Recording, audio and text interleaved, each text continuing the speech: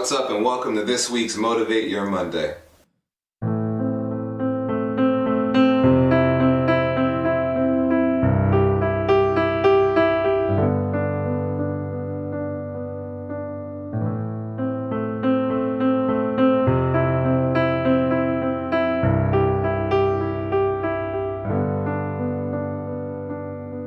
Okay guys, just like the topic says, today we're talking about time. And in the interest of the topic, I'm going to limit this video to 7 minutes just to prove a point.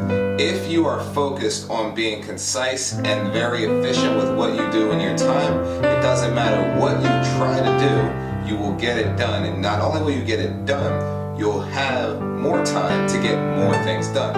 I'll give you an example. You ever worried about something you have to get done, and then you start looking at how long you have to do it?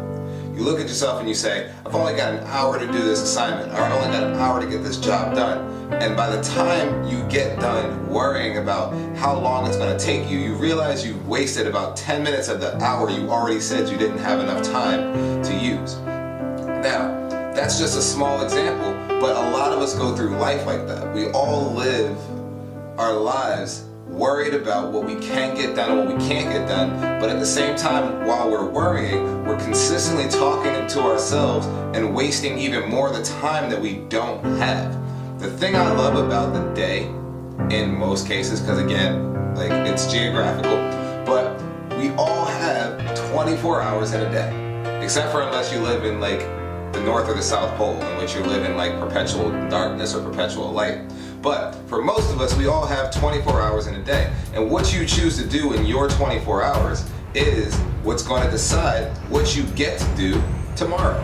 If you have 5 tasks to get done and you only get done 3 of them, that means tomorrow you have 2 tasks to do plus whatever you plan to do the next day, which is probably now, again, 7. So if we look at you having a lot of stuff to do and you wasting your time worrying about all the stuff you have to do, you will inevitably end up shooting yourself in the foot and not getting stuff done. I used to be a perfect example of that, and a lot of people in school are the exact same way. You would procrastinate and then try and get all your stuff done on the last day and then stress out about, I don't have enough time to do it. It's your fault because you wasted the 3 months that your professor gave you to actually work on the assignment, and then you waited until the last day to start reading and trying to write at the same time. A lot of us live like this, and a lot of us are stressed out every day just because, drum roll, you chose to ignore the time that you had. You had 24 hours, you had 7 days, you had 31 days in the month, and what did you do? You wasted the 24 hours of the first day, second day, you wasted the 24 hours of the third day and the fourth day. You decided to look at the book once, and then by the time it was time for you to actually have something done, what did you do? Nothing. You had nothing done, and you had to start completely from scratch.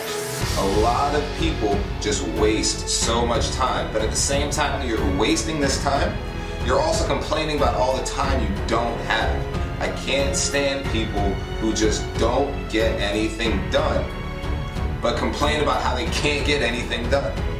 I used to be exactly the same way, so I understand the mindset of it. But the one thing I don't like, and the irony of it that made me stop doing it, was realizing you have no room to complain when you yourself did this.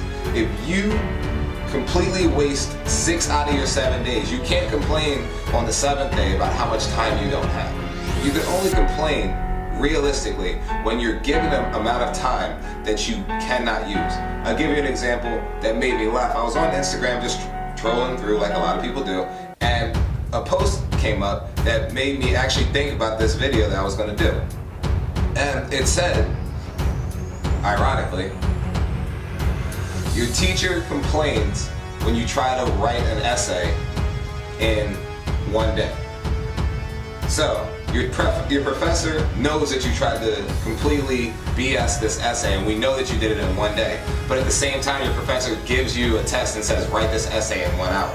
I think it's funny, but at the same time it shows you that if you really focus on something, what you think it takes a week to do will actually get done very efficiently, provided that you don't waste your time. Okay guys, listen, I'm summing it all up. As I promised, I was going to keep this video very short, less than 7 minutes, and I'm trying to get that done. Here's what I want you guys to remember in the interest of your own time. We all have 24 hours. The famous people in the world, all the way down to the poorest person in the world, has the same amount of time to change their life.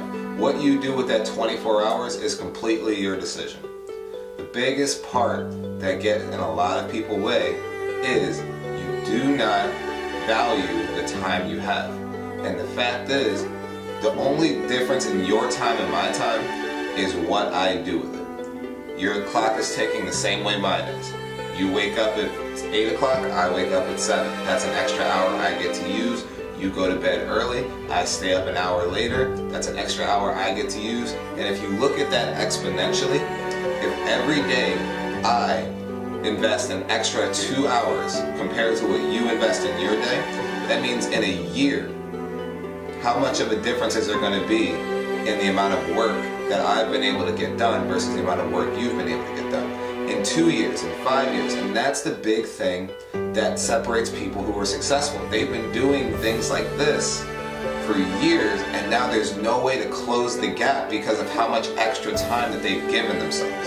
And when you keep giving yourselves the advantages that are available to you instead of ignoring the advantages, you are capable of doing just as much as anybody else. Wake up early, stay up late, whatever you do, change something and get it done. I tell you guys at the end of every video that your success is a theory that has to be proven.